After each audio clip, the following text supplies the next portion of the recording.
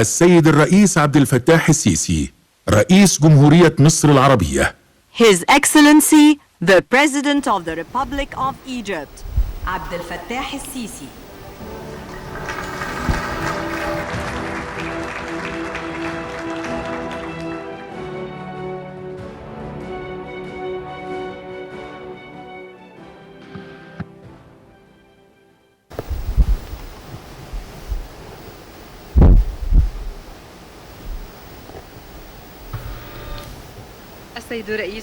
His Excellency President Fattah al-Sisi, youth of Egypt and all the world, different cultures and communities gathering today for peace and prosperity and for a better world. Here in the World Youth Forum in the Third Virgin and with the participants in our roundtable around the cooperation boosting around the Mediterranean countries to confront all of the challenges.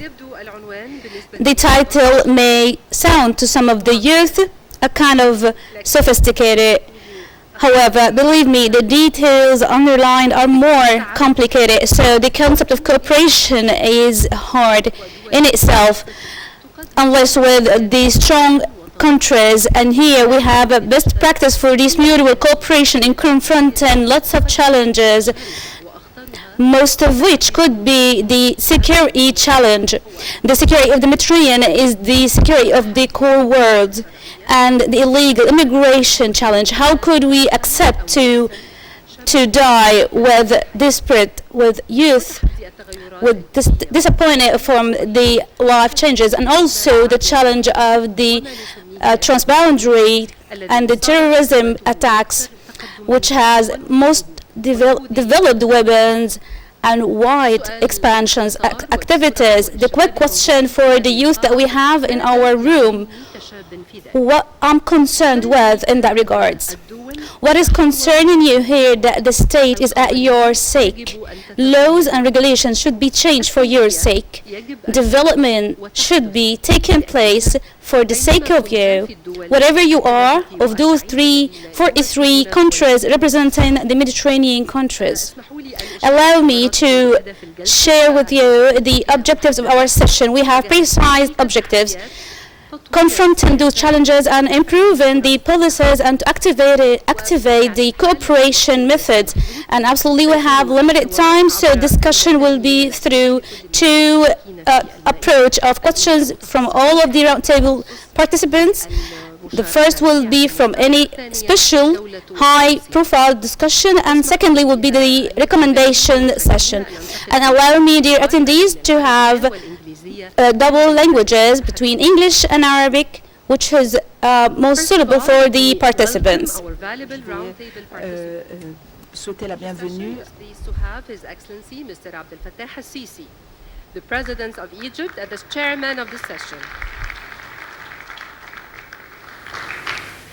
His Excellency Mr. Fatis Fotio, Cypriotic Presidential Commissioner for Humanitarian Affairs and Overseas Cypriots Abroad. Her Excellency Mrs. Maria Camilleri, Presidential Envoy of Malta. His Excellency Mr. Ilyas Boussab, Minister of National Defense of Lebanon and the Presidential Envoy of Lebanon. Her Excellency Sofia Zakhari, Deputy Minister of Education, Greece. Her Excellency Mrs. Naila Gobr, Chairman of the National Coordinating Committee for Combating and Preventing Illegal Migration, Egypt. Mrs. Emilia Lacravi, Member of the National Assembly, the 10th District of French People Living Abroad. Mr. Othman Bilbisi, Senior Regional Advisor for Middle East and North Africa, IOM, International Organization for Migration, Geneva, Switzerland. Mr. Carlos Santos, the World Impact Alliance founder and CEO and global shaper of the World Economic Forum and contributor of the UN World Tourism Organization. I'm very pleased to have this high-end calibers here with us in this statement. So let's directly start our session for Your Excellency, Mr. Foteo. As a Cypriot Presidential Commissioner for Humanitarian Affairs and Cypriots Abroad, My question to you is mainly consisting of two main points. Number one, the challenges facing immigrants, both home and host countries. How do you see them? And of course, you have an interesting cooperation experience to share with us, speaking about the Nostos initiative signed between Egypt and Cyprus in 2018. And no need to mention that we're having Her Excellency Mrs. Nabila Mokram as well here in the room. Thank you. Your Excellency, President of the Arab Republic of Egypt, Mr. Abdel Fattah El-Sisi, let me first convey the best and warm regards of my President, Nikos Anastasiadis, to you and to the Egyptian people. Ladies and gentlemen, dear ministers, distinguished guests, at the outset, allow me first of all to express my sincere thanks to the organizers of this very important youth forum, World Youth Forum, for the third consecutive year. This initiative brings together thousands of young people together from around the world to voice, of course, to voice their concerns and opinions about challenges facing the world today, especially our region. The reality is that we have regional challenges such as terrorism, regional conflicts, migration, proliferation of weapons of mass destruction, climate change, inequality are a global source of instability. And Mr. President, regrettably, instability and conflict are the predominant characteristics of our region. The situation in Syria, Libya, Yemen, and elsewhere, the pain, suffering, and tragic loss of innocent lives, as well as the unprecedented migratory flows from conflict zones to Europe, beset our region. Poverty, a sense of injustice, corruption, and lack of opportunity, especially for the young generation, are all conducive to instability. In our wider region, Mr. President, but also globally, humanitarian refugee crises and migration flows are a constant source of instability, creating rapid demographic changes and heavy economic and social pressures. We need to identify and then collectively tackle the root causes, as this is the only option in order to address the issue effectively. My country is facing a big problem and comes among the first EU member states regarding the first-time asylum application in relation to our population and our resources and our size. And of course, we have the problem with Turkey, because Turkey does not apply the EU-Turkey statement. And of course, we have a second problem, because 37% of my land is occupied by Turkey. And most of these migrants are coming from Turkey to the occupied region and then to the Republic of Cyprus. And this is a big issue. But of course, we remain committed to the fulfillment of our obligations according to European Union directions and, of course, the international law. Mr. President, we all agree that the only way to collectively address common challenges and threats is to act together. The basic principle underlying such a collective response are respect to international law, respect and promotion of human rights, respect for sovereignty, territorial integrity, and independence of states and good neighborly relations. At the same time, if we want to give added value and enhance our relations and our synergies, notwithstanding our divergent approaches on a number of issues, our efforts must be underpinned by trust, solidarity, and shared responsibility. And Mr. President, security is not a matter who is more powerful militarily. Security in the region is respect to international law. And of course, we condemn the latest signature of MOU of Libya and Turkey because it's against international law. And we condemn also all these provocations by Turkey in our exclusive economic zone. They are drilling illegally in our exclusive economic zone. And this is against the law of sea and international law. So for us, security is respect and to international law and human rights.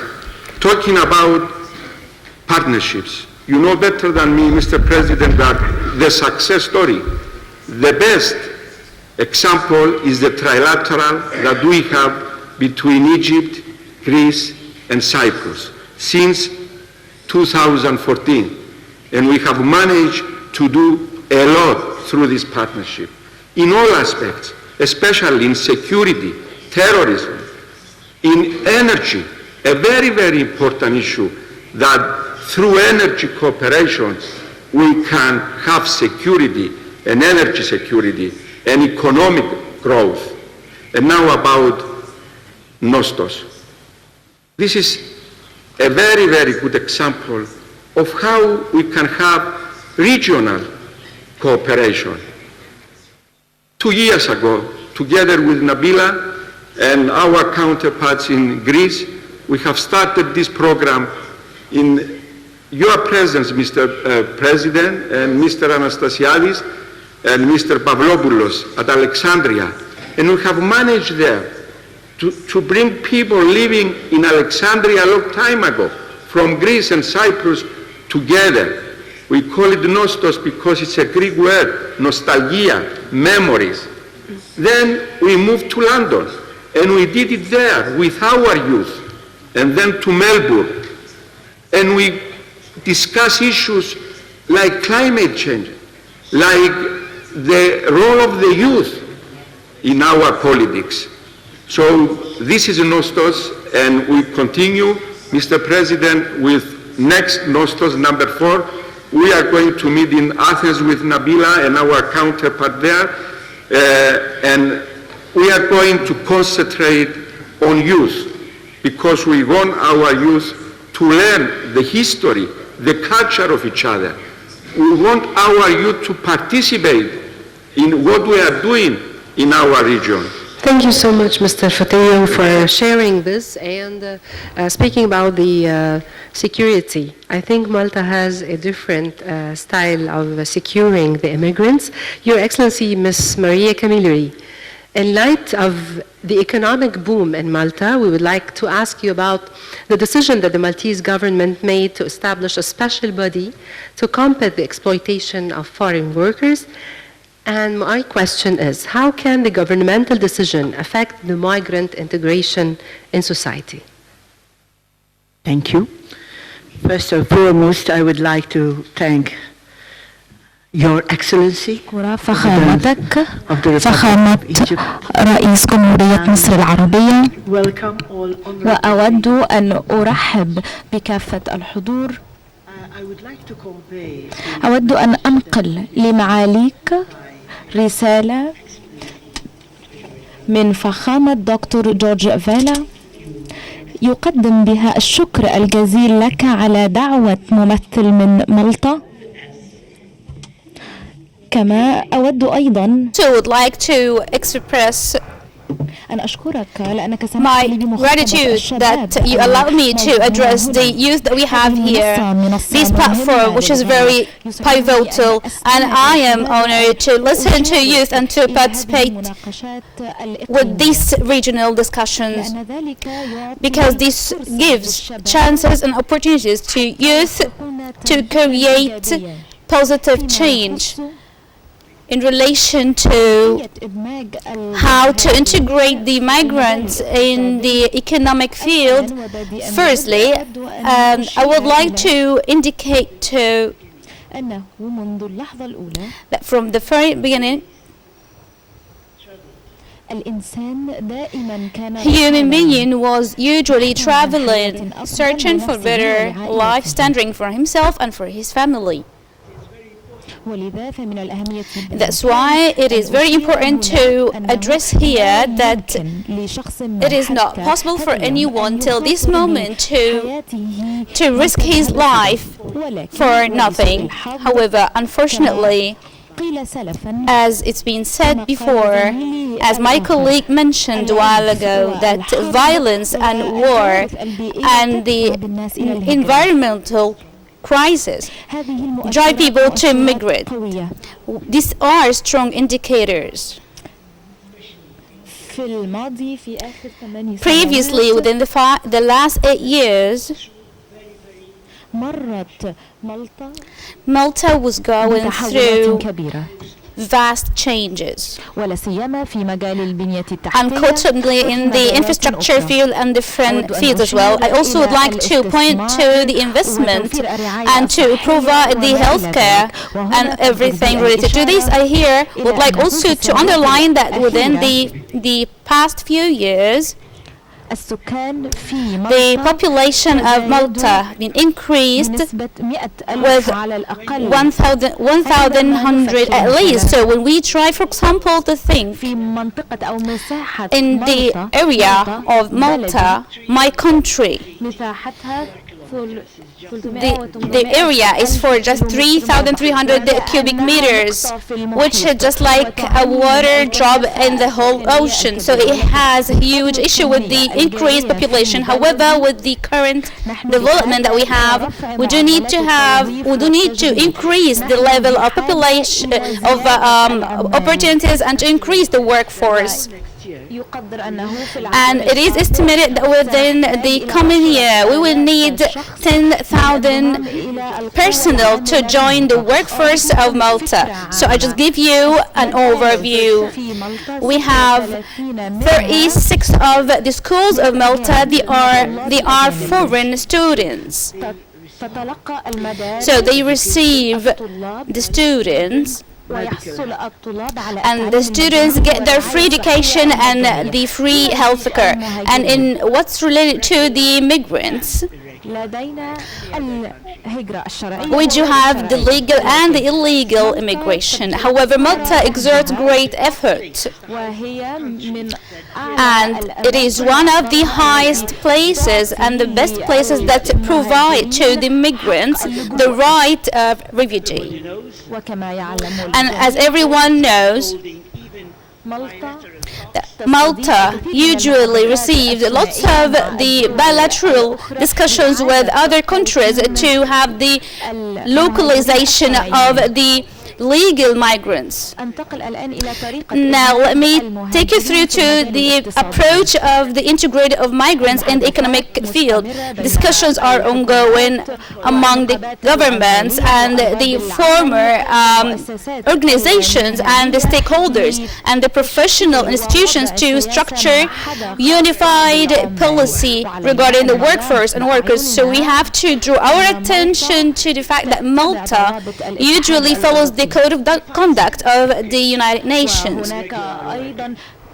Also, we have a good existence for the illegal workers who have got illegal migrants, because sometimes it is even hard for us to differentiate If I can just excuse me for the interruption, this is one of the successful models that indicate how you could integrate the immigrants among the economic model. And in the second session of the recommendation, I'd like to listen to your point of view, how to implement this in all of the Mediterranean countries. Thank you so much. Now, my question to Mr. Ilyas Boussa. Mr. Ilyas, from your own position as the Minister of the Lebanon Defense, in a very dynamic and political transformational period, especially the developments related to the Mediterranean region, how do you see the cooperation between the Mediterranean countries in regards of three main objects in just 5 minutes? The transboundary attack and the Mediterranean issue and the terrorism. Thank you. I will try to cover this in 5 minutes, but at the beginning, let me invite the great greetings of our of His Excellency the Lebanon President to His Excellency President Fattah el-Sisi, and let me also express my gratitude to be participating in this forum. But the greatest appreciation is just not about hosting and organizing this forum. The greatest appreciation for you, for Your Excellency, is your great and trustworthy concern for the future of youth. Let me reconfirm your clear and trustworthy concern, because we all know that the future is all about the youth. So thank you so much, and also great thanks for all of those involved in the organizing of such a great forum. Returning back to the question about the cooperation, it is pivotal among the Mediterranean countries and also the region countries in these fields. The cooperation is very important. However, it is more important to have the cooperation for the sake and favor of the youth, as I mentioned, because they are the future of this region and for all of the world. If we're talking about immigration and other names you may give to the crisis that we have at this moment in our region, it is a vast crisis, and in Lebanon we have lots of examples. Lebanon, we have 4 million population who have two different crises of immigration, and which is the Palestinian immigration. We have around 5,000 Palestinians in Lebanon, and after 50 years their situation is still inevitable and unhuman, and the international community, since what happened till this moment, they haven't committed their true promises. In addition to this, the crisis of the Arab world and what is known as or what it led to all of the crises of the Arabic Spring, as we listen today for the debate in the General Secretary of the Arab League. This has caused the immigration of more than 1.5 million Syrian migrants to the Lebanon territory, where we have 4 million of the Lebanese already. Lebanon already has implemented its human role. So we've got integrated schools, and we have the professors and the scholars also in the hospitals received, even in their houses, around 2 million Syrian immigrants, and we still take and get all this burden in all what it takes of the security and economic impacts in Lebanon. The international community have given a lot of promises, and those organizations already have conducted lots of things that helped the immigrants. However, the hosting country still alone taking all of these crisis impacts, and now we have all of the repercussions of such crisis. We have a vast economic dilemma. Maybe not all of you viewing and knowing what are the reasons, but let me say that within the past 40 years, we were having changes in the economic policies, and this has shed the line on the burden that we have for the immigration issues. In addition to the financial and economic fields, which is emerging from lots of issues in regards to the terrorism. And today, with my bilateral meeting with the Minister of the Egyptian Defense, we discussed the security and terrorism topic and the importance of the country to take all what to do all what it takes to save its state and to save its people and also the migrants. And as Your Excellency mentioned, that terrorism knows no race and no religion. It is a case that we should exclusively dealing with it. However, unfortunately, as we see that we have security points in the migrant countries that also will leave such a stance in our country. We were having some checkpoints we were securing for the migrants, and we were having still from those migrants, we were having some of those terrorism to shoot their guns towards the Lebanese soldiers. So they have left a very bad impact. And we also have got the trade, the human trade, and the human immigration from country to another. So in that regards, we should be having a good cooperation between the Mediterranean countries and also the whole world countries, because this is unlimited issue in our world. There is nothing in our world saying that there is an independent security of a state. Now we are having the security of all countries to have security towards all the world safety. So today we should be having an international cooperation due to the technology level that we have.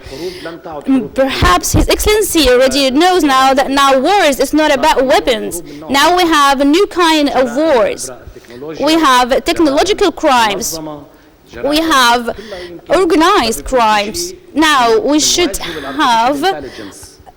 be having artificial intelligence confronting in terms of technology, security, and intelligence. I do not want to take much of your time just to conserve my 5 minutes, but I have to mention that we should be having cooperation between all of those countries, and youth should be having a pivotal role in that regards. And I am honored that I am joining this room. I found that I have participants from all of the world, youth representatives from all of the world, and I was very happy to see Christopher from Lebanon, and I was astonished that they have the great concern. Your Excellency, the youth of the world, they have just one unified concern, and what you do in this forum will be having a future impact. Thank you so much, Mr. Elias. So now the discussion with Mr. Elias, it was the percent of the migrant, even if it's a very less percent who do international terrorism,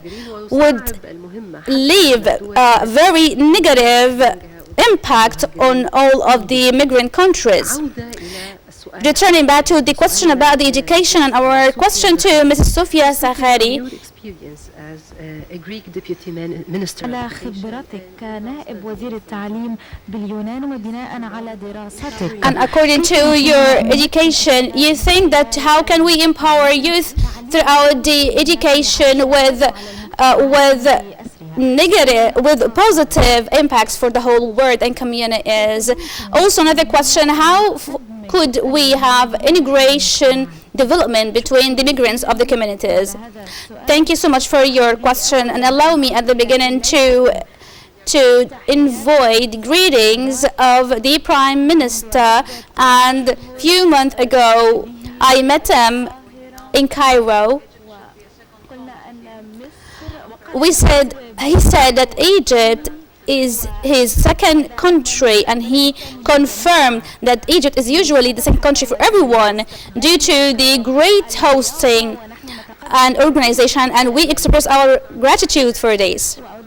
Also would like to thank all of the organizers and the head of the World Youth Forum. Your Majesty, the government that has in July 2019 was having a new vision with facing new challenges since a few years, and as you know, education is a basic principle on which we should be having confrontation for all of the challenges, and that we have mutual problems, but also the youth of today should be having the future idol. And if you would like to reach this point, we need to understand and to realize that all of the major reforms should take place now. What do I mean by the building capacity reforms. We should start from the very beginning. Since joining the education system at the 4 years old, we have to teach them the social skills and the digital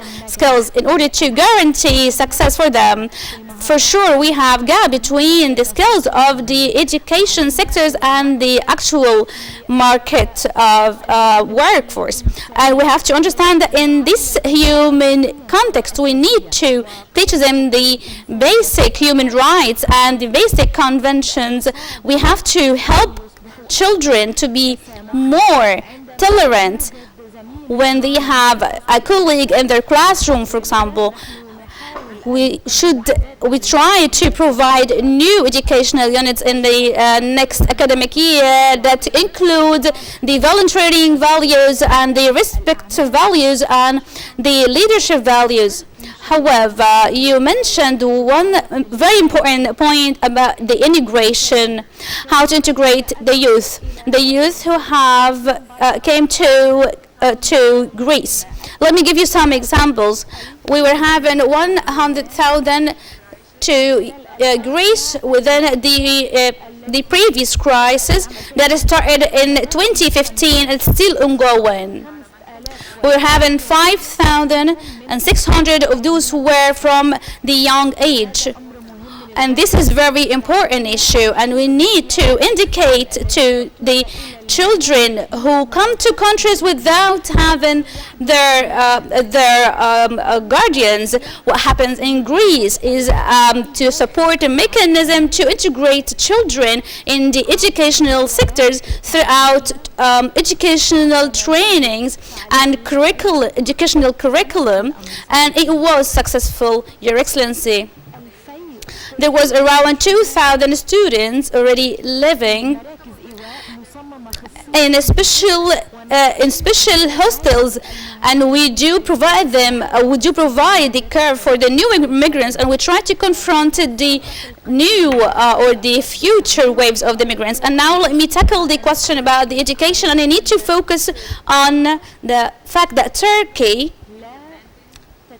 is not fully fulfilling and implementing the convention and agreement of 2016, and this has a great impact on the increase of the numbers of the migrants to Greece. And the migration flow is still ongoing, and we have to conclude this crisis and to provide the education with a high standard quality and to be very effective. And I do not know if there is another question about how do we deal with immigration as a country. However, I would like to underline that this point is very important, and I know that I have just very short time, 5 minutes. This is very phenomenal.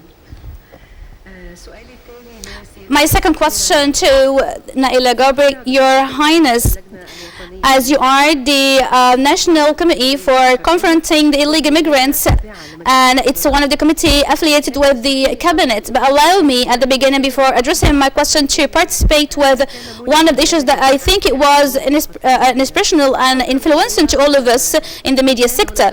Previously, we were having a number of the national projects, so one of them was the fisheries in Galyum. So each time we were going to photography with my media colleagues, we're going to Galyum to photography. We were told that from this place we were having thousands of immigrants, of illegal immigrations, and we were having thousands of job opportunities. We found that this is very influencing and inspirational. So let me get back to the question about the Egyptian experiment in two levels. Firstly, how to control the illegal immigrants and how to conclude huge numbers of immigrants and refugees coming to it that we know for a fact that they are huge numbers. Your Excellency, Your Majesties, dear attendees, youth of the world, future of the region, Mediterranean countries, the future of Africa and the whole world. I will tackle quickly to some of the indicators according to context. Take your time.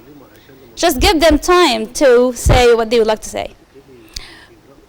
we have people being drowned, so it's not a problem to give them much time to talk. Thank you, Your Excellency.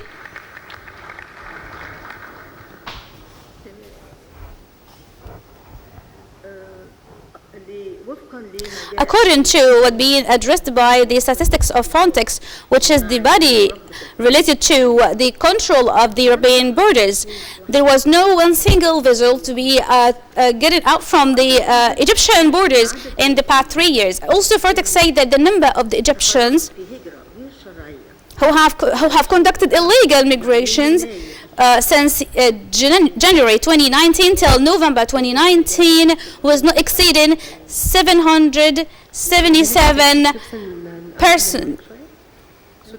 Could you please just to get closer to the mic so we can hear you?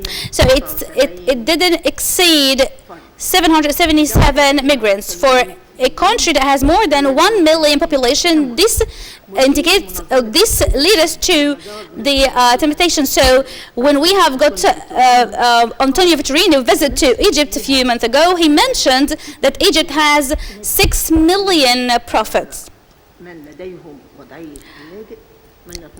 Some of them who have the refugee position, and for sure the Syrian brothers and sisters, they have special accommodation in Egypt, and it is illegal migration. The illegal migrant in Egypt, we do not deal with them in any sort of displacement. They have freedom to, and we haven't invested in the existence of 6 million migrants, and the 82 law for 2016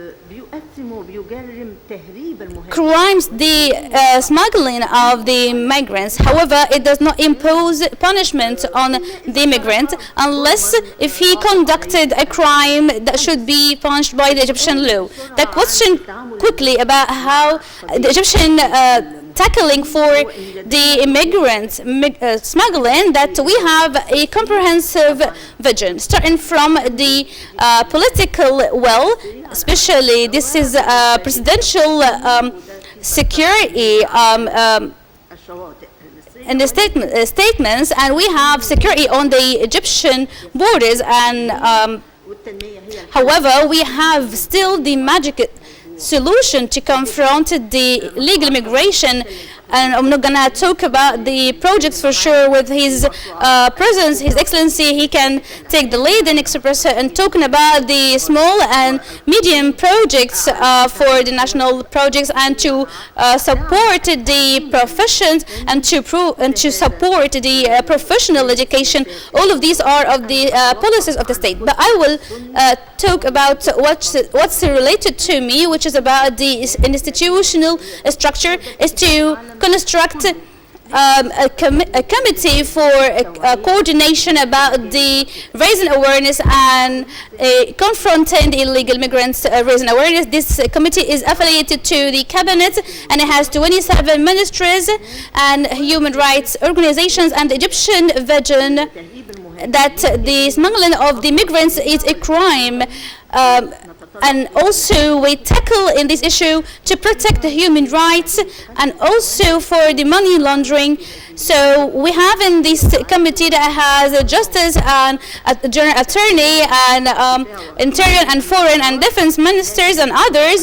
Also we have the unit of the money laundering and also the administrative inspection. So they are aligned to put the regulations, and this was the first law in the Middle East region. Before that law, we were having for any smugglings, there was no punishment. So this was the first law in the Middle East region, and we are proud to put this law according, which is matching all of the international standards. And at the same time, we've got all of the executive regulation to be implemented, and also we put all of the legislation status and also the first roadmap. But today we've got changes for the stance, and the roadmap should be changed because, as you mentioned, that for Kafir things being changed. So I used to visit a place, and I used to meet with youth. However, the stance being changed, and now we've got a level of development in this region, so it helped the training and the raising awareness. Now let's move to the Egyptian experiment and how it was successful, and a very important point, regardless of the comprehensive plan, and the first phase of the national plan was already implemented according to the report of His Excellency Prime Minister. However, the international cooperation is very pivotal. What Egypt conducts in terms of the raising awareness of the African brothers, we congratulated the Foreign Minister on the renewal of the agreement with Italy for 2 years for the training of the African cadres and for the protection of borders and the management for training conducting by the foreign ministry. We have also the peace troops. All of those are conducted. Also, we have a very strong training center in Ashru where they conduct building capacity, and we're gonna conduct also in the future, in the coming period, trainings and building capacity. Also, one last point, but maybe the IOM could help us, which is we have a campaign that is started with the Italian Interior Ministry to raise the awareness of the risks of the illegal immigrants, and we in Egypt requested to have the translation of those into the African local delegates in Arabic, French, Portuguese and Somalian, and also had the other African coastal languages and all of the other granny and other languages in order to reach to the African people. This is part of part of what we conduct in the Egyptian experiment for the confronting and raising awareness. Thank you so much, Your Excellency, because exchange and experiences is very important and paving the way that today we are on our round table. We have the exchange of a number of participants and countries, their successful stories. My second question is to Ms. Amelia Rigrafi and Ms. Amelia, because she will respond in French, so I will just ask her in Arabic. So, Ms. Emilia, you are part of the French Parliament for the French people abroad. However, you have Morocco origins, so this is a very inspirational experience. So our question to you is to define the challenges of the migrants. How do you see that there are still ongoing challenges, and how it had helped, or how the countries have been able to create opportunities for the development for the target and for the source and the target countries? شكرا جزيلا على دعوتكم. أعتذر عن تحدثي باللغة الفرنسية ولكنني أمثل الفرنسيين. بالنيابة عن شعبي أود أن أشكرك سيدي الرئيس على دعوتكم وأهنئكم على عقد هذا المنتدى الرائع، وشكرا لأنكم تهتمون بالشباب وتدعمونهم. لقد طرحنا يوما ما هذا السؤال لمصرفي كبير فرنسي وكذلك من كوت ديفوار، ولقد سألناه وفقا لكم كيف يمكن مساعدة الشباب الأفريقي، وكانت إجابته تتلخص في 3 نقاط عن طريق المدرسة المدرسة المدرسة. وأود أن أضيف أمرا ثالثا هو أهمية مدرسة الكود. إذن أنني لم أختار فرنسا ولكن أهلي هم من اختاروا France. However, my family chose this country. I was just 2 years old when I went to France, and I want to thank this country for the good education they provided to me. I was educated in schools that affiliated to Catholic approach, and I was the only one of the Arabic origins. And I was having people were asking me where I came from and how I can talk in a very fluent French language. And I spent around 20 years. However, there were some of the feeling to deal with others. and also people were having just very close networks for their relatives, and I met lots of Arabic origins because my personal life was sophisticated. My dad went dead when I was youth, and I was just still young, and there were lots of those who were just in my classmates with Arabic origins, and lots of them were indicating to me that I am American girl, and I was French, and I was having a great French language. However, they were usually describing me that my origin is Morocco, and in France they were usually say that I am not French because I'm not having colored eyes or a blondie. Also, with the style of dealing with issues, on handling issues, so I was usually indicated or described by my Moroccan origins, and it was hard for me to precise or to locate my position in that community. So I want to thank France, because some say that France is an unfair country, but this is not true.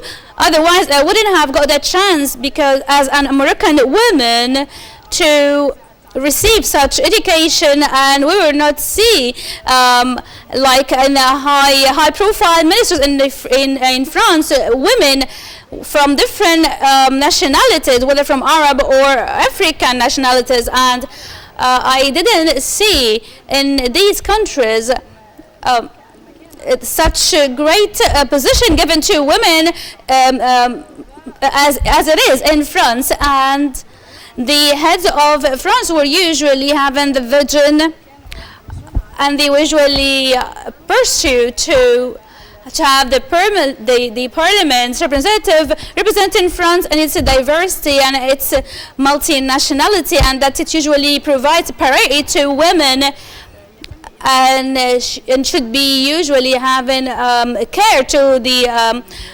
diversity. Thank you so much. With the participation of Ms. Emilia, the countries who were successful in making education is the actual investment for immigrants, are the countries who already been successful in making those migrants are the actual wealth and fortune, whether for the source or the target countries. The countries usually invest in the fortune of the migrants who come to them, and also the origin countries who send those migrants also get benefits, maybe indirectly, throughout the transformations or the cooperations of the horizons and continuing open channels between those countries. So my question now to Mr. Osman Belbisi. Mr. Osman, as you are representing the International Organization for Migrations, and you already experienced all of the challenges for the Mediterranean countries, in your point of view, how this has impacted the Mediterranean countries, and what are your recommendations for the safety of the migrants? I do understand that you are careful with the success of the personal success, and also for the countries hosting them.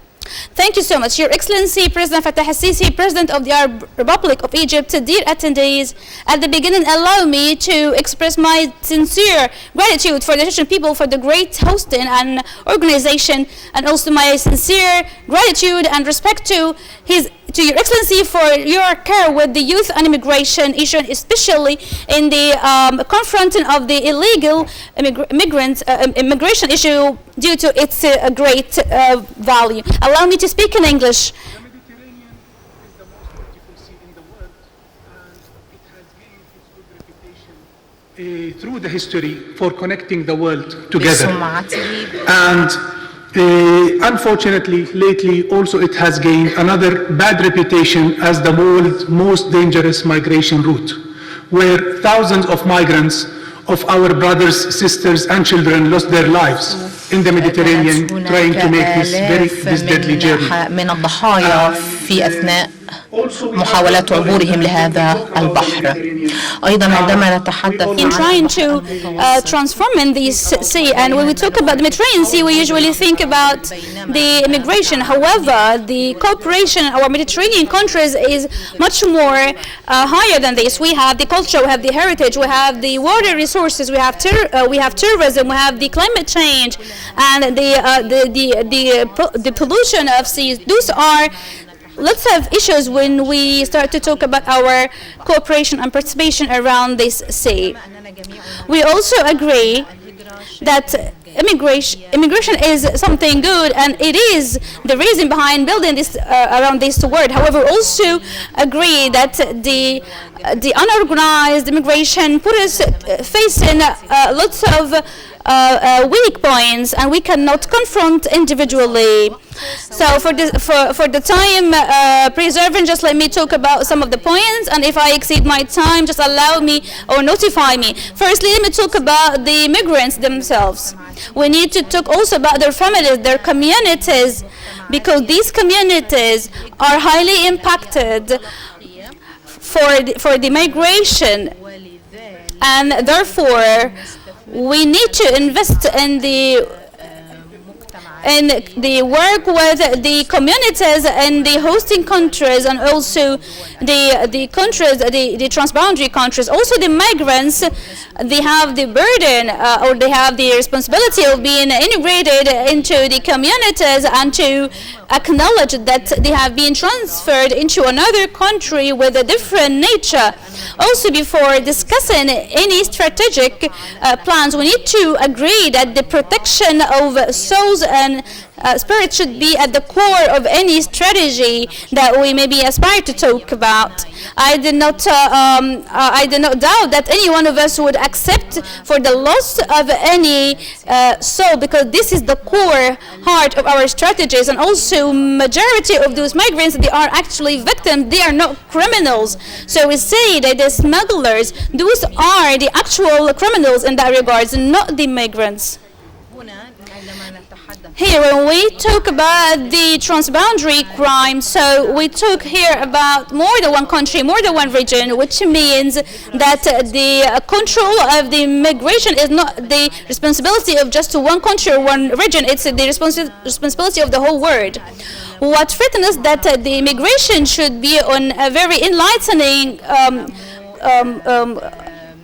decision, and people should understand the benefits and advantages of the legal immigration. So we talk about this, maybe it's not suitable for everyone, but this is not compatible for everyone, because we have different experiences and different characters. So we also talk about the unorganized immigration. Here we should mention that it is very important for anyone who would like to take the journey to understand the risks, the potential risks.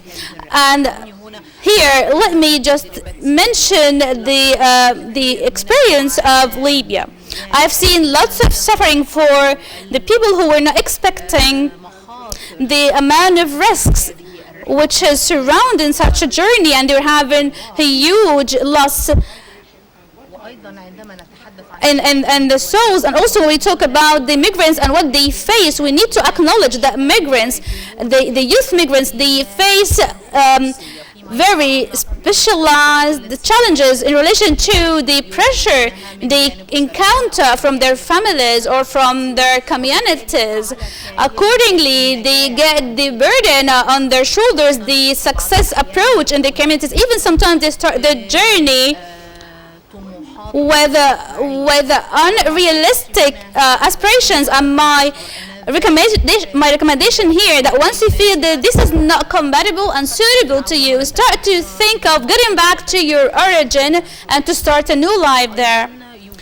Also, we have a number of experiences about the voluntary journeys, which is a good thing, that when you reach to a blockage, do not just continue in that road. You need to get back to your origin country and to have a new start over there. Also, in what's related to the illegal unorganized immigration, we should be having legal conductions. We need to have more in that regards, maybe throughout some of the bilateral agreements or some of the legal seasonal migrations, where the migrants could have some of the occasional or seasonal activities and then get back to their countries. One another point also, that maybe we can have the review for the visa regulations that we have at the moment, because sometimes we may have some of the hinder for the bank accounts and other regulations. And maybe some youth would like to travel just and not to have immigration approach. I will tackle other points later.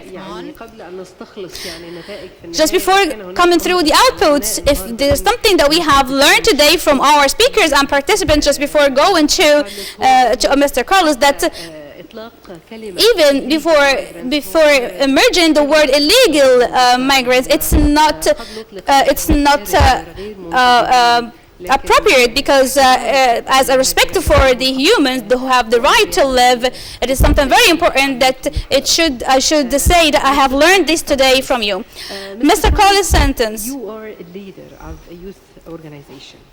Through your leadership to the World Impact Alliance and your successful achievements that has a great impact and achievements, you have changed the youth life, and you conducted this on the international level. So you have a vision for the empowerment of youth and to launch their capabilities and innovation and to change the community structure. So can you share your vision with our Youth World Forum today? My second question for the international institutions and the regional organizations and the social communities, can they work together to conduct such a vision? Thank you so much for this great question. Arabic is very good. Arabic. So now أشكر الرئيس السيسي في خلق الفرص حتى يسبق العالم مكان أفضل.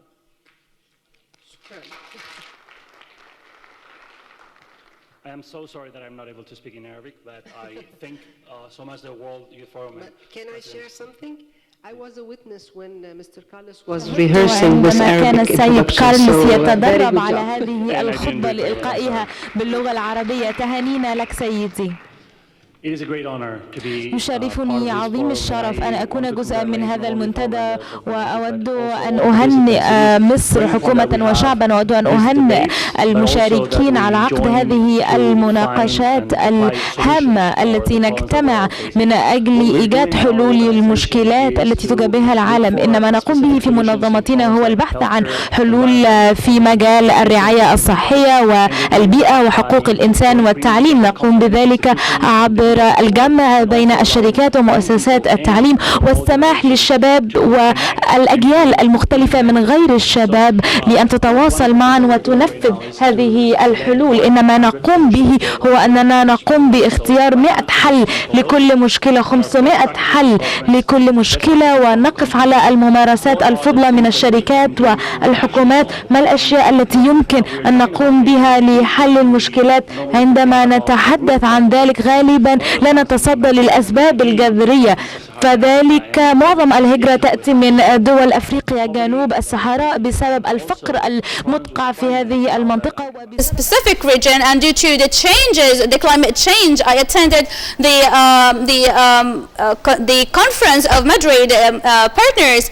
So we understand in that regard that when we start to talk about the future and the agenda of the European Commissioning, that we need to realize that millions of people lose their life in India, Pakistan, and South Africa because of the scarcity of water. So we have a specific water problem. We have a European discussion by high profiles for those who have stands for the refugee stance. However, the discussion or the speech is not very important because we have still citizens in the word of the first word. But what about the other word, citizens? Maybe they say that the main reason is security. However, we have millions of Muslims in the world, and they are very promoting for peace. And refugees and migrants not just coming from the Muslim countries. We have also different nationalities from all over the world coming, maybe because of the extremism, or sometimes we feel afraid from those people. So we need to change our discourse. And I will mention two things briefly. That firstly, we have examples for what countries could conduct. So, for example, in Uganda, the country empowered the refugees to participate in the economic reforms, so they have the chance to work. So those refugees have their own visions, but they cannot get into the resources. So the compatible nature is very important, and there's 25% of refugees have their own private companies, which is having good impact on also the local communities. However, those migrants, they try to employ people from the origin countries. So I also would like to underline to the visa system. There is one of the concepts not everyone tackle, and when we start to talk about it, we do not have the political cooperation, the human visa. What do I mean by this? If I would like to go to the south of the Mediterranean Sea, but I cannot get into there through a visa, this means that I'm not going to be able to travel by plane, so I need to transboundary the airport. So I will go to a nearby or a refugee shelter country, and I will, rather than having such a risky plane. So this issue, we can say that we have went to one of the embassies, or we got one of the visas that maybe you could pay and book your flight, and then you could be hosted. So we should not forget this concept, and we should start to think that refugees maybe cannot pay, they cannot afford for the flight, and what's related to it. I will try to be very briefly in the matter of the refugees. There is a possibility for the competence or for the compatibility of the countries who would like to reach, they would like to reach. So you mentioned that you need to have a young age engineers, for example, in a specific speciality. So you need to pick up those people, or if you would like to have a specific language spoken, so maybe you can have a program to identify our barriers and our needs, so to facilitate the operation. And in regards to the solutions, we have get acquainted with some of the solutions in the educational systems and also tourism field and technological field. Throughout the educational systems that we call it the transboundary systems, we construct schools through which they could have video conference sessions to overcome the extremism and the issues. So we have cooperation or language between kids from Mediterranean countries. If they can have this kind of communication, they will not feel the hatred or the disapproval from the other. So as they will be able to see people having common issues or common visions. I really thank all of the participants in our roundtable discussion. Actually, that we've reached to the most important point of today, which is one of the issues, one of the great, which is the World Youth Forum, which is the proposed recommendations on the panels and on the discussion panels started to be changed into visions, and visions start to be translated into actual projects. So now we need to receive your own visions and points of view for the solutions of those challenges we put on the table. I would like to confirm that maybe we have just tackled the illegal immigration. However, I also think, and I even believe, that in providing the solutions, we will have solutions also for the security and for the digital cooperation, because I think that many of the participants think that the digital security is one of the criteria that guarantee security of the migrants in the origin country and the targeted or the destiny country. So I get back to the guest of the session, Mr. Fatayo. Get back to the recommendations. You talked about the security level. So what are your recommendations for this session? I think that we all already have get acquainted with the main issues for our region. Unquestionably, migration, terrorism, security, conflicts, climate change. So the question now is, How can we sort those challenges? I believe that at the beginning the governments have to get their responsibility. We need to have bilateral and tribal and regional cooperation. This is the only approach through which we could encounter all of those challenges. And definitely we should have also encouragement for the public initiatives. We need to have the support of our people and our youth as well. So as you all see that we have youth full of energy and energetic and with the importance of their role, so we do not want to get them down, so we need to provide them a bright future and to provide them with a better world, and we should to work together to implement this objective, because Your Excellency, unfortunately in our region we have a huge share of problems and we need to do something now. So the cooperation between the Arab world and the United Nations is a very important method and we need to exploit it at the best. Definitely security, as I mentioned a while ago, it's not about the increase of the military forces and troopers, but we need to respect each other's. We need to respect human rights. We need to respect the sovereignty of any country. And those are the most important things, the most important elements if we are seeking peace and stability and prosperity for our region. So together we can do it. Thank you so much.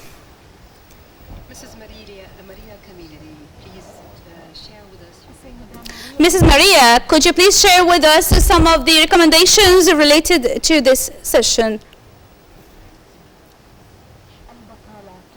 Unemployment gives depression to youth, and it could be changed even into a form of violence that we would never want to have. That's why I highly recommend that we need to have a discussion between all of the countries, and we should have all of those countries, the representatives of those countries and representatives of the governments and the bodies related to the stakeholders and the owners of the companies, because such kind of discussion will have a great contribution in creating job opportunities and to support the rights of the workers and protection the human rights in precise. And here comes the role of the youth, because the youth role is a very pivotal role, and I think that we need to have the involvement of the youth greatly and directly to guarantee that the youth themselves are a part of this discussion and this topic. I address youth. You are capable enough to influence the policies that can make the relations close between the countries more than the trust. You are the leaders of tomorrow. And allow me to conclude my speech with a quotation mentioned by Miss Malala, and she's a young lady influencer leader. I'm talking with a high tone, not to shout, but to talk on behalf of those who have no voice. It's all in your hands, youth in this forum. Thank you so much. For those who have no voice to be listened to, I thank you for this great quotation you shared with us. Mr. Elias Boussab, Your Highness also focused in your discussion about the youth cooperation. So what are the recommendations in the very precise points that we have as outcomes of this session? Thank you. Actually, my recommendations, I may say, maybe they have already been released or have got similar outcomes last year from His Excellency President El-Sisi. The World Youth Forum, in my own point of view, it is one of the strongest matters that we have to have change in our world, in our countries and our communities, from our belief of the great role of our youth and the the grade they give by themselves to the communities for the future. So I suggest, Your Excellency, if this forum can formulate a contribution with similar countries all over the world. In Lebanon, I was Minister of the Higher Education. I was committed with the youth to establish something called a Lebanese Students Committee, and I have here now the advisor. So I was trying to have such a great Lebanon educational forum, and it could be the first institution requesting to be a member in the World Youth Forum, and each country around the world, they should be having a committee for having the members participating in making decisions that usually go on in this forum, and then they get back to their countries working on the implementation of what they have agreed in that forum, in order just not to be having a discussion with the world youth and just tell them that we need to give you, to provide you and to support you. No, we need to give them a very effective role that they can work on. And the most important thing is to participate in the raising awareness and the enlightening that they need to work on in their countries. And one last thing that I can conclude my issue with, our Arab countries, there are some real points that our youth ask, and sometimes they have got other external impacts, like Egypt has passed a very hard stance, and they have come the wisdom out of these hard situations with the wisdom of the exact way of having sustainability and cooperation between the bodies, because if you cannot have this, you will not have a good future for youth. What we have in our Lebanon, and also the great and the wise regulations of our bodies, helped us a lot in that regard. So the role of youth is helping the military and the defensive bodies, and to give them freedom to express their interest and to talk about everything that has been agreed in that forum, and to be ambassadors for this forum in their countries. Thank you so much. Thank you, Mr. Elias. Talking about the raising awareness won't never exclude talking about raising awareness for the illegal migrants, and to let them know about the future in their new countries and the risks they will have in the journey. Ms. Amelia Berkavi would like to listen to you about your recommendations.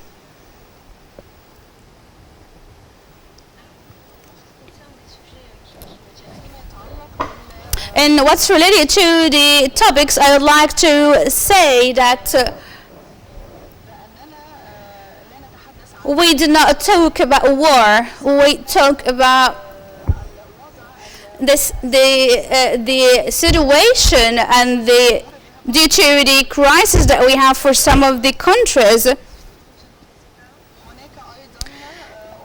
There are also some other issues related to economy and elections, which have a direct impact on people. So it is a very hard situation, and lots of people suffering from this. So we need to be having faith and trustworthy to take steps forward, and we need also to have the importance of the internet and the information privacy. So I also would like to mention that in France, we have a model which is very effective in terms of everything related to the protection of internet and data and information protection, and we have been trying to commit the related parties to have things in its right direction, whether all of the effective parties or the government. So these bodies usually advise the parliament and government to have the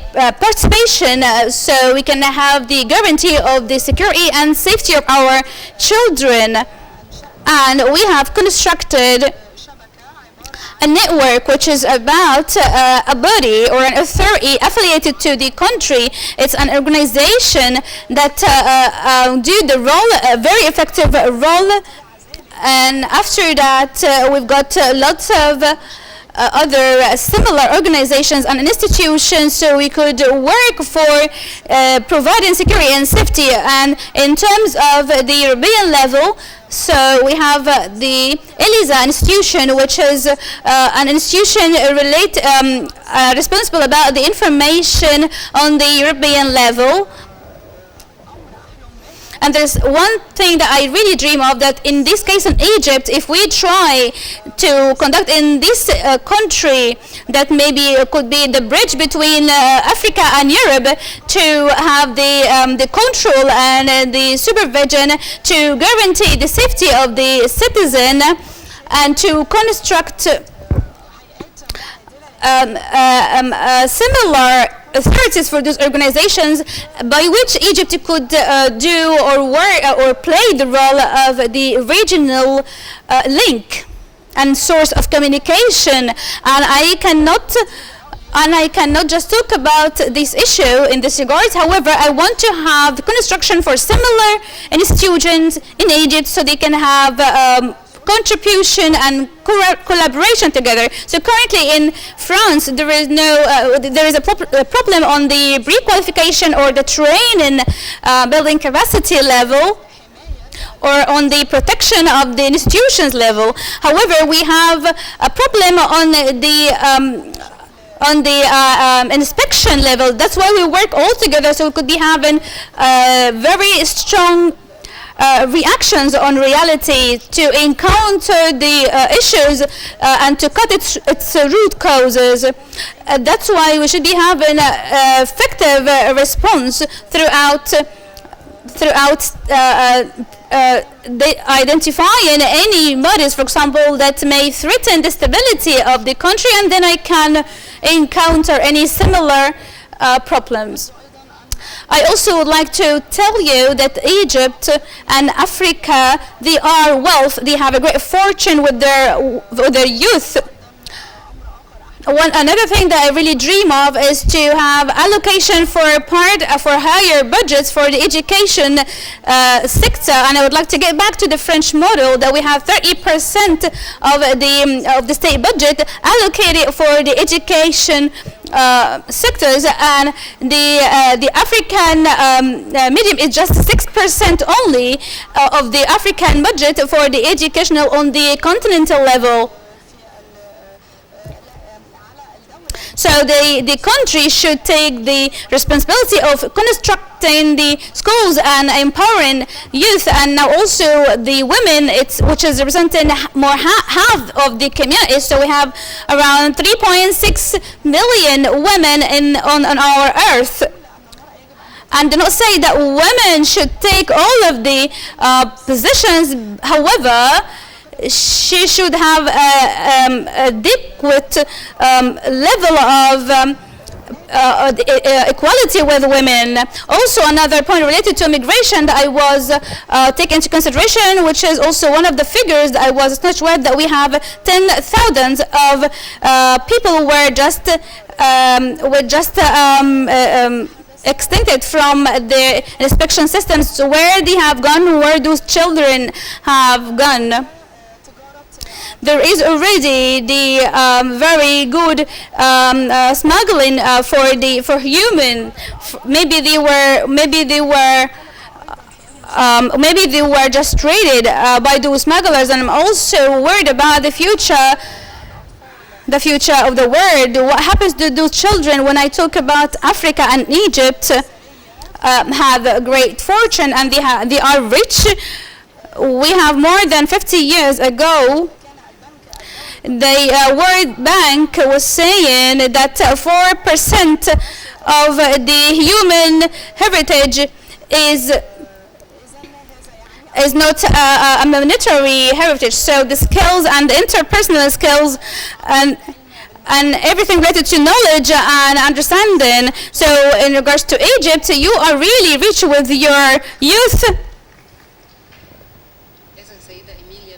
So, Miss Emilia, according to His Excellency, we've taken his directions to give you more time. However, now we have bodies for the digital protection, and maybe one of those things that maybe you can construct one of the digital protection bodies. I think it is one of the most important recommendations that we have as an outcome of this session.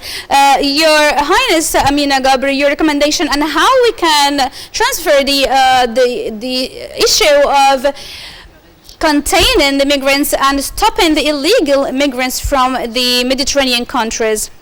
Do you hear me well? Is it clear? Well, the first suggestion or the first recommendation is very practical, is to reveal the understanding of accepting others. So this was already discussed at the inauguration of the forum, is to raise an awareness about accepting and respecting others. If we cannot establish this concept from the early stages, we would never be able to have the ambitious cooperation between the countries, whether developed or developing countries. So this is one of the very important points that maybe we can conduct through social media platforms, through family, through education. So this is one of the things that I see as more very important.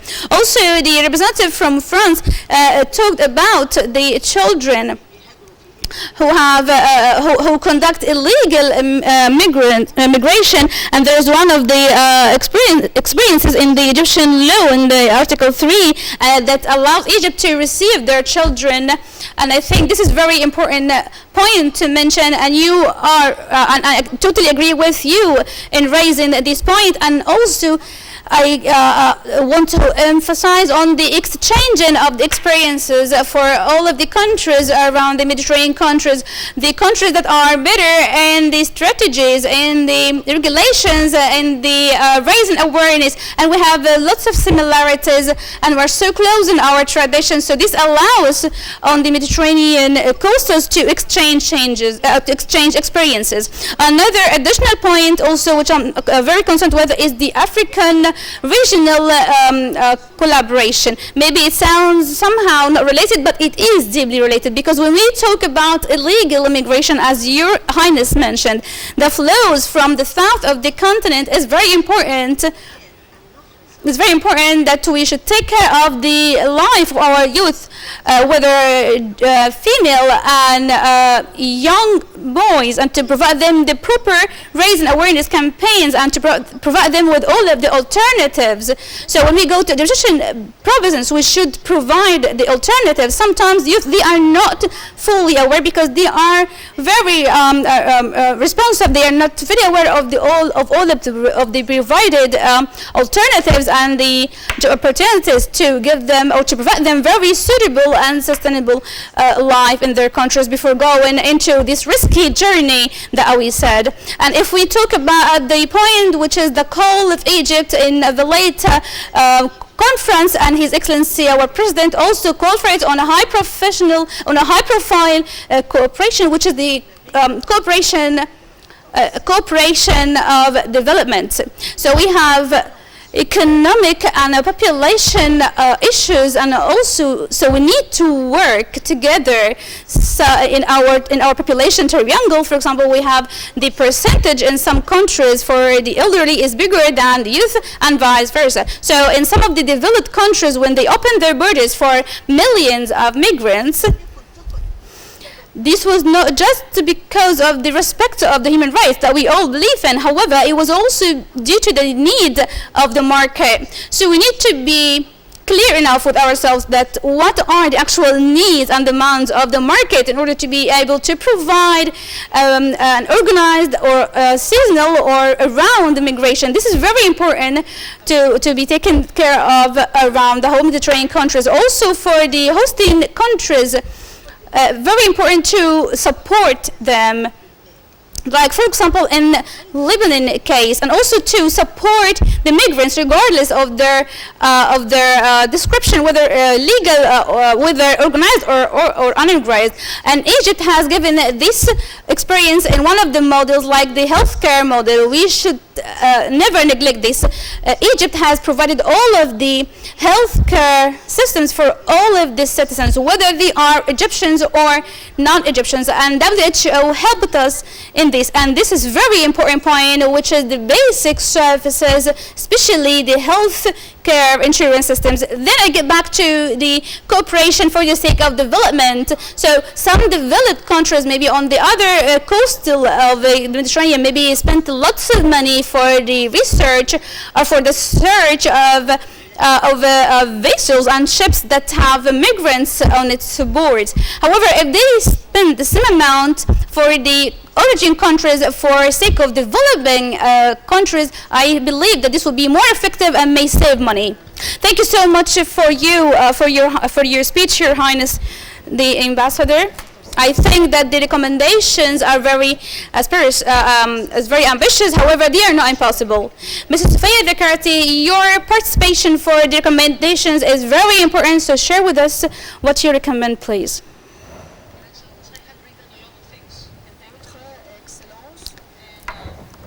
Come back with a full luggage of tips that I can give back to my government. Though I feel that my contribution would not be complete if I didn't mention what I heard from the youth today.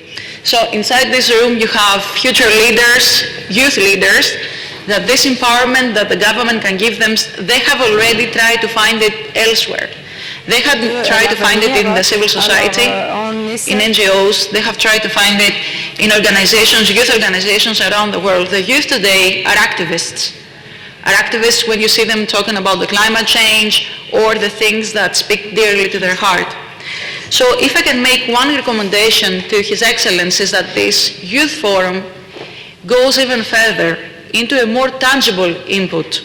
And I think that the next step should be a permanent steering committee that advises the European Union, African unions, and Asian unions into, more or less what you mentioned, into providing all this input, this precious input that was delivered in workshops, in plenary sessions, to the governments and the deciding organizations. So I think we should have a tangible result out of all these important discussions that we're holding here.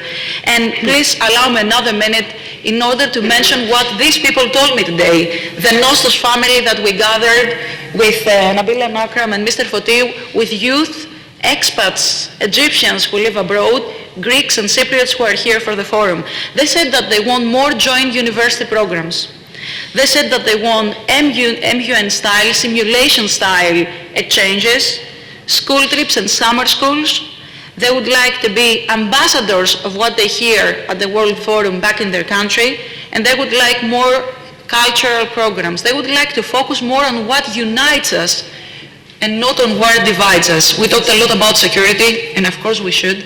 We talked a lot about raising awareness, but I think that these young people here are the best ambassadors in order to convey the message of unity لنقل رسائل الوحدة والتعايش السلمي. Peaceful, live and unified in response to the international law. Mr. Osman Bidlisi, I think you already have provided your recommendations, or I think you were having it from the very beginning. Thank you so much. I will put my recommendations on the table. The private sector plays a very important role, and the contribution and collaboration between the public and private sector is very important. If we talk about the recommendations, we need to understand that we need to cover the short, medium, and long-term solutions, and we should be having a just approach for all of these issues. Also, we should have sustainable support for the countries hosting huge numbers of refugees, and especially I would mention Egypt, Lebanon, Jordan, especially for what we see around the Mediterranean. Also, we have Greece, Malta. So it is important to have a sustainable support for those countries. Also, when we talk about the recommendations for the original countries, we have to talk about the awareness of the risks potential risks of the unorganized immigration. And here I indicate to what be mentioned by Her Highness the Ambassador in this regard, that we need to invest more in education and in the skills required by the market of employment. Also talk about the rectification of the certificates. They should be rectified in other countries to give them good opportunities for the youth. So we should be usually ready to receive migrants if they would like to give back one more time, whether within the community or within the family. We need also to make sure that we have the boosting of throughout the migration journey in regards to the services, the chancellor services.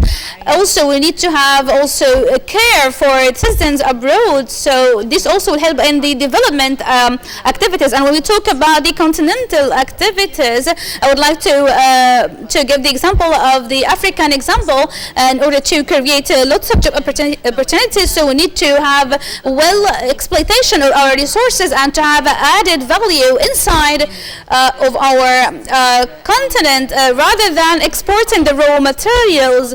We need, I think, to export the products.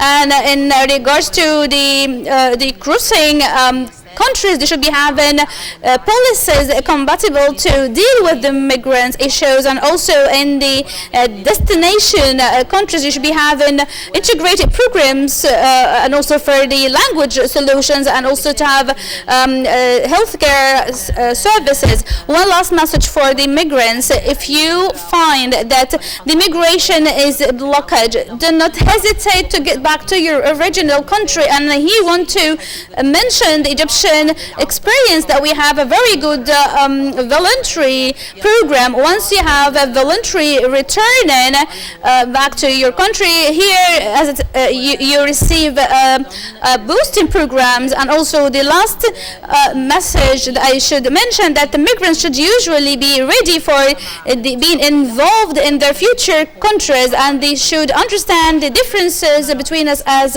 human. And we see that Egypt is a role model in that regard. Thank you so much.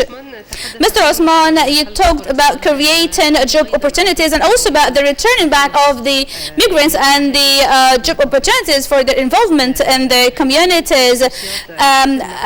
In conclusion, we have the word with Mr. Carlos Santos. Let me give you... We have 8,000 young youth in our World Youth Forum. So how those youth could inspire the world? Thank you so much. I really appreciate this question. It is very important and significant question. I think that I have a response here, that we talk usually about the three main pillars, regardless of the age category, but especially for the youth.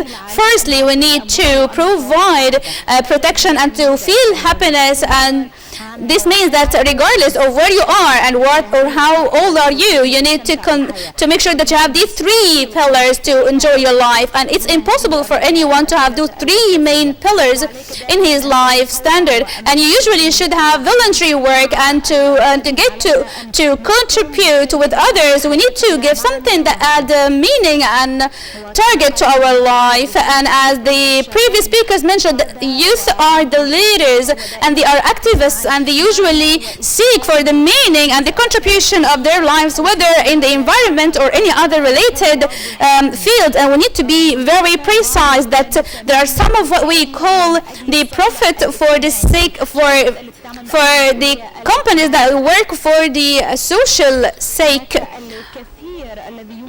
We have lots of what we can conduct for the profitable revenues for the development and on the local level, and to solve real issue in the community. This is the actual route for the future. How can we work together for the protection of the world? So we work along with the schools. So rather than having the homework and assignments, we talk about the sustainable development objectives objectives and allow students to have small projects that can help them to solve the issues confronting the world. This is one part. The other part that regardless of whether you are in a rich or a poor country, you have to have a compatible environment to live with that I call, which is the least threshold for a good life. I'm not talking about the rich and luxurious level, but I'm talking about a source of having income. So we need to start with the education systems. Children are very source of energy and power, and we usually work for the protection and safety of children and youth. However, sometimes youth live in their own zone, and they are fully unaware of what's happening in reality, and then they get very depressed with the change of their lives between university and actual work market. And as you know, that 50% of the percentages, even people now, they do not understand if those are actually for the development and advanced future or not. So now we have free training programs available for everyone on internet to help them to have suitable job opportunities. Unfortunately, I do not have much time, but let me talk about two initiatives. Everyone, regardless of his age category, you should have the sales skills, regardless of the sector that you work for. You should be able to provide something and to convince your customer. If you do not know how to sell, you will have lots of issues. Same thing applies for the concept of the public relations and the skills, the internet skills and the digital skills for marketing, for example. Also the coding and program skills. Those programs should be inserted into the curriculum, and we do this along with the UNESCO cooperation. So all schools should have those skills into their curriculum, and to go to YouTube to watch some of those videos, because this will allow you to have a very suitable life. The third point is happiness, and I mentioned this in a very separate point. Health and happiness are very important elements. We have some misconceptions about happiness. People may think that happiness is all about money, and that if you maybe have helped some people, you will feel happy. However, you may be rich, you may help people without being happy. So let's explain what does it mean to be happy. This means that we should be having awareness of your passion, and to save your mental health and your psychological health, and that we usually neglect those points. So we need also to have a balance between those three main pillars to protect the world, and to have income, and have a good wealth, and have good health and happiness, and to have a program supporting those 3 points. Thank you so much. Your Excellency, we start to talk about supporting the cooperation to confront the common challenges, and then took us to other sophisticated and detailed ideas. So, Your Excellency, we need to listen to your idea about the cooperation between the Mediterranean countries. This is a very hard mission, to be honest. It is a very important mission. At the beginning, let me thank all of you, and thank you so much for your contributions. And let me say that in Egypt, we were having a concern of what we have on our region that we just working with throughout the past 5-6 years. If we cannot just tackle it, so at least we can just decrease the root causes. So if you're talking about terrorism or unorganized migration or the unorganized crime, all of those points that we tackled, whether at the morning or now, I agree with you on it. However, if we cannot have a firm solution for it, so let's talk about a local solution by which we can decrease the amount or the level of the impact. acknowledge that what happened within the past 10 years has created a level or a state of unstable political regional stance. And when this happened, all of the basics on which we were having our countries, all of the related countries, regardless of the youth or not, we're talking about the south of the Mediterranean countries. We were having a sort of stability, and through which we were having some of the procedures, even the illegal immigration, if we were trying to confront. However, this system that we used to have has been misused. That we see now its negative impact in Syria, in Lebanon, and now in Sahara countries, the 5 countries. We also see it in Nigeria and Somalia, and also in Egypt previously. So when we said the revival of the national country, it was not for the sake of a specific system. Egyptian vision at that point was not supporting a specific system, but it was promoting for stance, for situation, because the strategic instability was something that we will all take the bad impacts of. So you were talking just about the number of refugees in Egypt. I don't want to talk about the nationalities. We do not call them refugees. We call them guests of Egypt. Egypt named them as their guests. They are not refugees. Whether they are 5 or 6, regardless of the number, we were usually saying that they are like 5 million, and the ambassador now is saying that according to the statistics, they are 6 million. Why? Because when we said in September 2016 that any ship with the illegal migrants throughout the Egyptian borders and territories, whether through land or the sea, but let me just talk maybe more widely here, just to be able to deliver the message or to deliver the exact message I want to highlight. Egypt was able to do this when it regained back its stability that it used to have and that was lost within the first 5 or 6 years since 2011.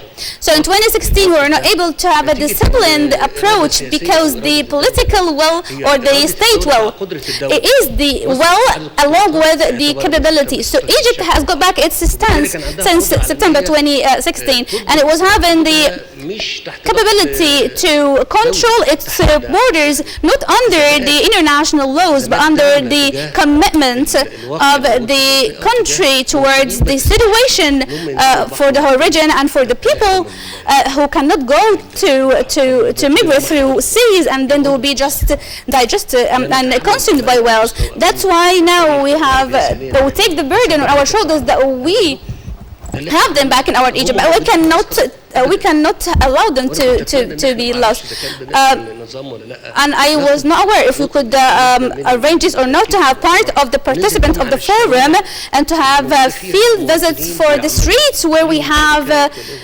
citizens. They have their own companies and they have their own works at its best level. It's not allowed and it's not permitted that they could be having any negative actions. So even in our media, social media, we should work on not having any negative impact on them. So I'm getting back to the issue that we talk about, that the main reason for the terrorism and illegal migration. Why do we just take advantage of time rather than talking about this? What about Syria? If Syria can get back its stability very quickly, and if they can have those millions that we have in Lebanon, Turkey, they will get back in a way or another. But as long as we just postpone this issue, as long as we have accumulated issues in Syria, and occasionally we want to talk that in this case, transforming our ideas into actual executive reality, adequate with the actual situation of the region, is totally different. So I can tell you that we have the solution. You say that maybe we can give some millions of dollars for the hosting countries, but why for the original countries they just cannot provide the same service to them? It's all about stability, and once this happens, all of the countries can just let Syria be independent. The intervention of countries and people and the practice of what they think that it's for the sake of the country that Syria should be having this kind of instability, and to talk about it in such a forum. I do not want to mention names, not to mention any officials, but if we have Syria back on the track, Libya, it's now a cross country, and after it was having in 2008 and 2007, it was never having such a stance. It was never allowing any sort of illegal migrations. But what we do today in Libya, I address the speech to everyone listening to me, who have the tangible impacts for the national security directly. Our national security in Egypt is directly affected by the situation in Libya. So we should at that time have got a direct interference, and we are capable enough to do this. However, we didn't do it. We respected the circumstances of Libya, and we need to conserve the brotherhood that we have with Libyan people, because they will never forget our situation if we have direct interference. So if we talk about decreasing the level of the problem, let's talk firstly with the methods that we have in region, in a country like Syria and Libya, and to get back the national country, to get back its position one more time in order to decrease the level of the problem. Those problems of 2011, 2012 till this moment, did you know the escalation, the successive escalation? Now we have a series of escalations. They are successively related. What happens in Lebanon, and I talk here because we have already our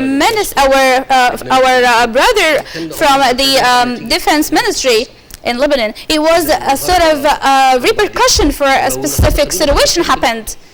And then, so let me just talk today, and I hope that this is not going to be having any bad or negative understanding. What if the situation getting worse?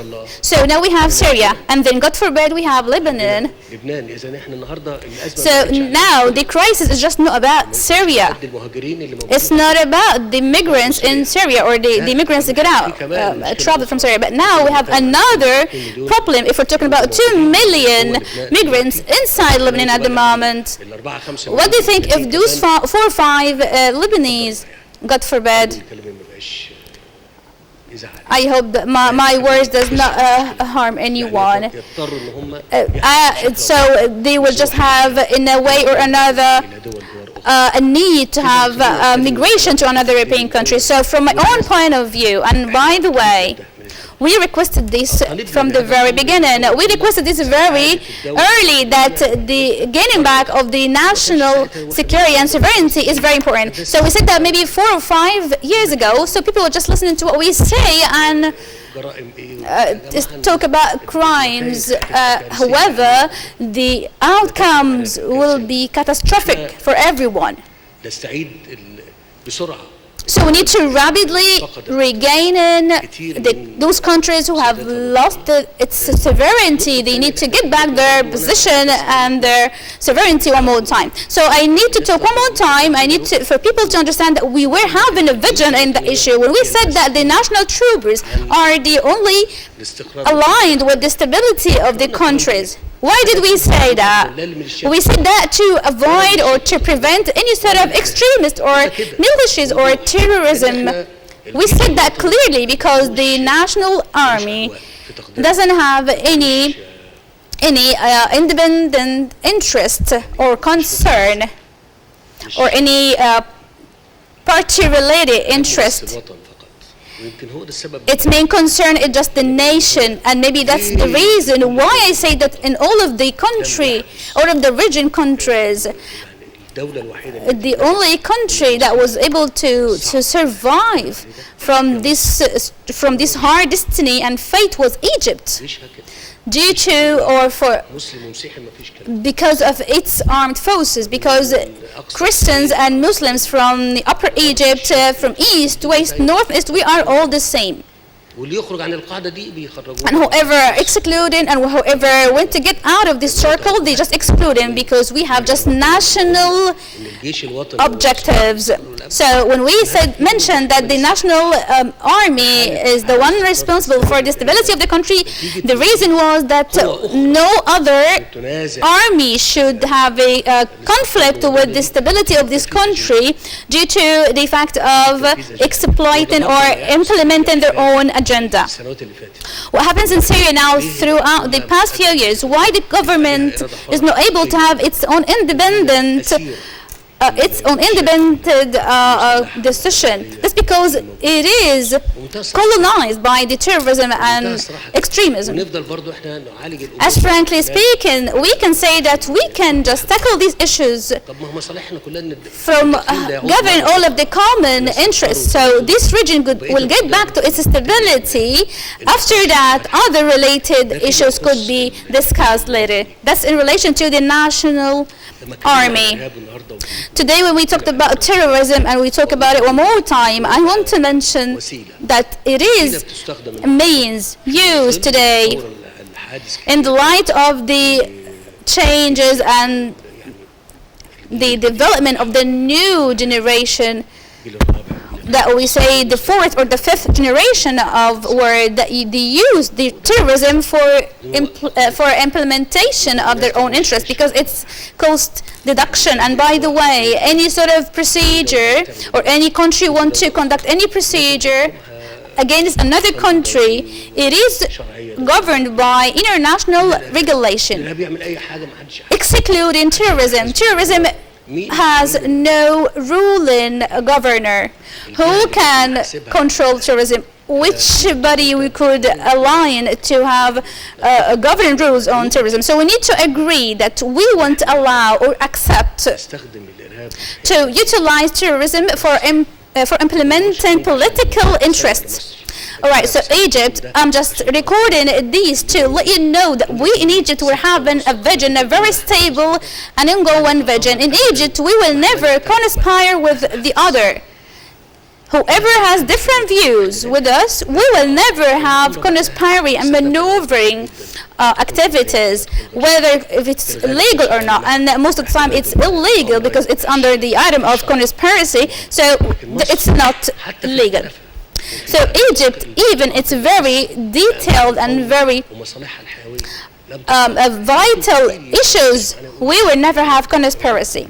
So maybe someone will come to say that you, in this way, you may expose your security, your national security to danger, because you do not, you usually should have such noble and ethical manners. I may be listening to someone addressing this point. However, we are consistent to solve all of our issues, even with those who are having controversy with us or have different views, throughout patience and negotiations to reach our milestones, because we see that such conspiracy or the exploitation of the armed activities, its impact will have very bad impacts on all of us. What is the proof of this? In 2003, there was an intervention in Iraq. What it led to today, after 16 years of this political intervention, is this Iraq that we were usually dreamed to have? And I hope that my words will cause no harm to our Iraqi brothers, because we just need to learn what are the moral lessons and what are the best practices for the situations. So 16 years ago we were having intervention. where it was in need for having such intervention, to have Daesh in Syria and Iraq, and to have continued 3 years in encountering those militias. And now we have this country is destroyed. Iraq used to be a very strong country in terms of resources and income, and it was having all of the reasons to be strong. I will also talk about Africa and the illegal migration and migration from south to north. But I say that we could have decreased the volume and the level of the issue. We could have conducted a very disciplined discussion because we were not under the pressure. As at the moment we are under the pressure, whether in Europe or even in the Mediterranean countries, which is the instability pressure. We talked a lot about providing job opportunities to the Mediterranean, to the South Mediterranean countries, because we talked about the happiness and having revenues and income. So when I talk about this, just let me confirm that again, if you would like to change the current stance of or the preface of your African continent within 10 years, you need to have continental programs for infrastructure inside the continent. That would just cost us $20 billion. This is not going to be, this is going to be sort of loans in order to be able to change the future and the life of Africa.